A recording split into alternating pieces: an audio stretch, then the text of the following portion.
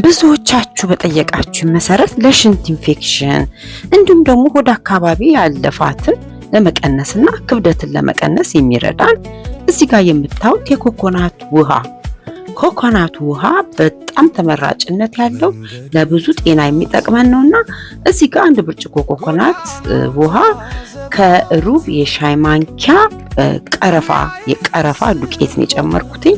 በደንብ አርጋችሁ ሚክስ ታረቁታላችሁ። በደንብ ከተደባለቀ በኋላ ይሄንን በየቀኑ ኮኮናት ውሃን ብትጠጡ ትልቅ ለውጥ ለሽንት ኢንፌክሽን ሆድ አካባቢ ያለፋትን ለማጽዳት ትግስተኛ ሆናችሁ በየቀኑ ጠጡ። በጣም ነው የሚጠቅማችሁ። እንዲሁም ደግሞ ለቆዳችሁ እንደዚህ አበባ ነው የሚያስመስላችሁ።